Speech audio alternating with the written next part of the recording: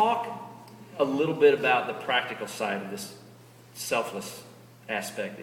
Tim, get a little personal with us. What's that meant for you in you expressing that towards Ann? Well, sometimes I stink. Maybe suck's a better word at listening to Ann.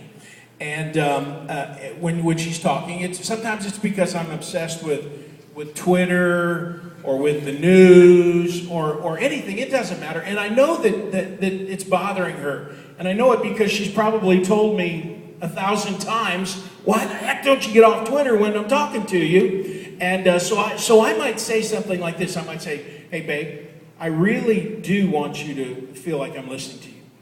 And so I give you permission the next time you think that I'm not listening to you to confront me on it. Bring it up, talk to me about it, and then I'll do what I can to change. And so by doing that, I'm moving the needle towards selflessness.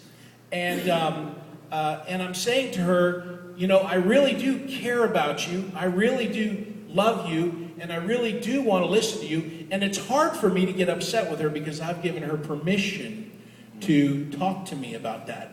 Just as a quick PS, I haven't been on Twitter since January 1st. Because, easy.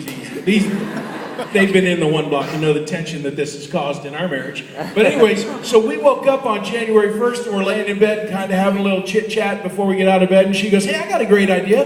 Why don't we make New Year's resolutions for each other? Well, I've never made them for myself, so this is all foreign to me. And I said, okay, well, you go first. What would be your New Year's resolution for me? And she said that you wouldn't be on Twitter anymore. And I said, okay. And she goes, well, what's yours for me? And I said, I don't know, but I'll tell you after I find out how painful it is not to be on Twitter. So I still owe her one. And me and the other 18 followers on your Twitter account are really bummed. You have not been on it. Sorry, I know that's left a void in your life. It has.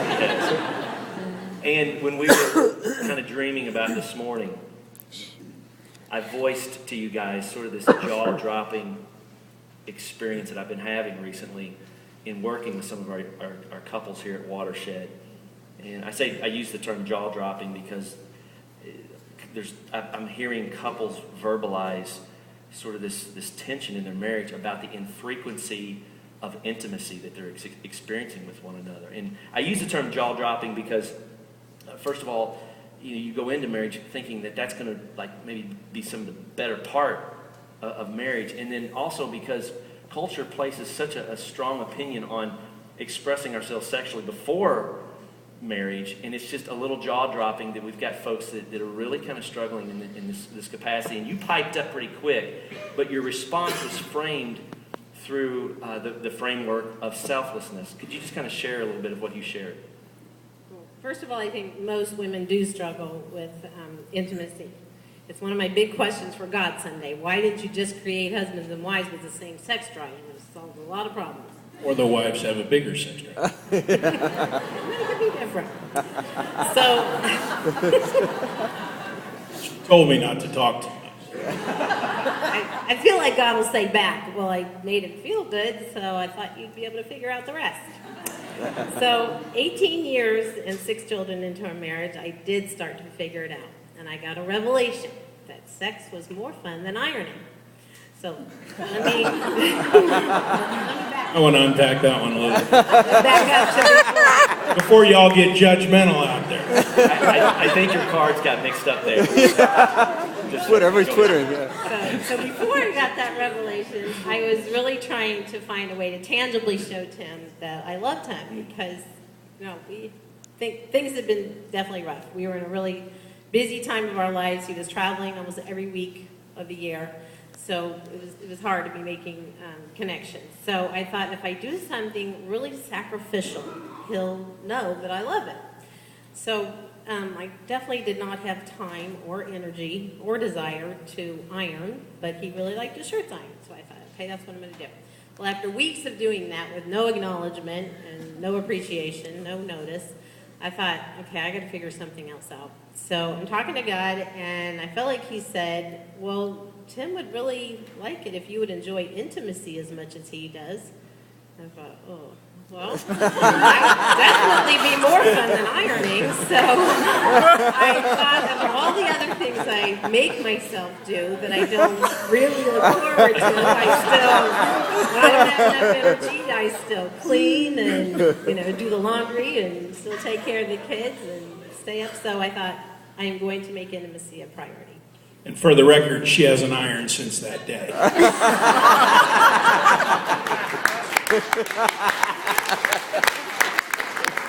Yeah, she said he did notice the other thing, but you don't seem too busted up about the ironing thing. So now Some things should be every day, but not ironed. the microphone. She's speaking, and you're not doing a good job. It did affect every other area of our marriage. I mean, not like overnight, but just as we continue to be consistently enjoying each other. Yeah.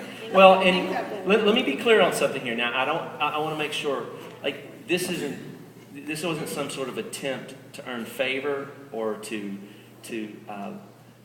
make Tim love you. This was you trying to express love to Tim in a way that really spoke to him. And there was some insecurity that was associated with that. Talk to us a little bit about that. Well, I definitely always had insecurities in my life, and especially about my body. After 6 kids and 1 C-section, I did not feel pretty. So I had to beg God to help me stop thinking about myself.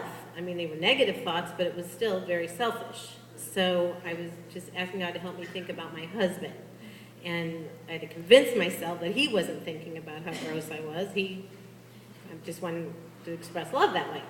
So it just took a lot of prayer and self-talk to let that part go and just enjoy that part of our marriage. So it was worth it. Well, and the other thing that, again, I wish we had more time to unpack, you said I had to learn to think differently. I had to stop believing the lie that I was inadequate or that I was undesirable. And you talked about how the scriptures really played a key role in that because it helped transform your thinking. You were reminded not only that how much God loves you and how passionate he is for your life and his viewpoint of you, but it also helped you trust Tim more. And she said something really incredible. She said Tim really was affirming and accepting, and just there's a gentleness there that really made all of this come together. There are couples in the audience right now. There are couples in the audience right now. And this is rocking their world a little bit. And on a lot of different fronts. Tim, kind of bring a guy's perspective into this and kind of land that thought for us this morning. Well, I do think that there's some things that guys can do to help their wives really understand the importance of intimacy in marriage. There's some practical stuff. First of all, like I said earlier, if there's any form of abuse or sexual abuse or anything like that, you need professional help. So that's just out there. But so let me give you a couple things. Number one is to know your wife's love language. Not your love language. Know your wife's love language. I'm going to give you the 5 of them. There's quality time, physical touch, words of affirmation, receiving gifts, and acts of service. Now, let's say that my love language is receiving gifts. Well, I'm not going to give her gifts and think that I'm meeting her love language. No, if she gives me gifts, she's serving my love language, and that's what it's about. So don't try to do what you want or what you love, but do what hers is. You can buy the book, The 5 Love Languages by Gary Chapman. You can go online. You can take the quick survey online. It'll tell you what you are. Number 2, date often, but avoid one-night stands. Let me unpack that just a little bit for you. We think that couples should go out on a date at least once a week, get alone, have dinner, talk, spend time together, reconnect, etc. Let us babysit your kids. Yeah, let Ann babysit your kids while I work. And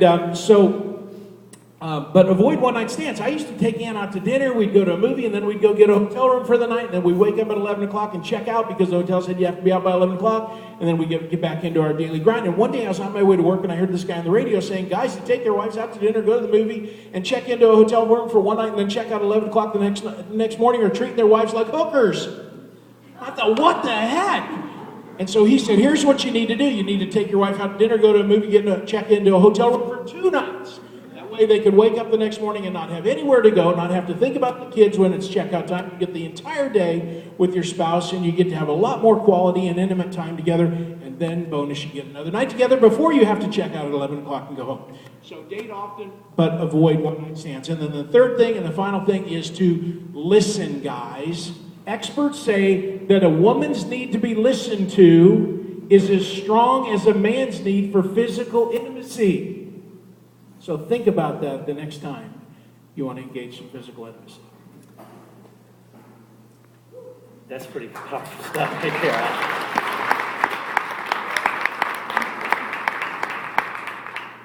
You're probably going to have to listen to this online again. They just rattled off like 7 or 8 dynamics or principles that if we just started wrestling with those as married couples, I think it would have the capacity to begin to transform our marriage. I was with a staff person this week who's been through your one block, and they said the 100-100 principle changed. It was a game changer for the relationship. So a couple things. First of all, thank you for being so transparent. What you've said this morning, most people in this room wouldn't say sitting across the table from trusted friends, let alone to a community of people. So thank you for trusting us as a community, entrusting us with this. And then the second thing is thank you for what you've done for the past 4 years. I remember when Scott and I came to you and said, we've got married couples that are imploding, and if we don't do something, it's going to implode this church. And I don't know, like when you talk about how you guys have contributed to Watershed, it's kind of like it's this subversive thing that no one has really understood.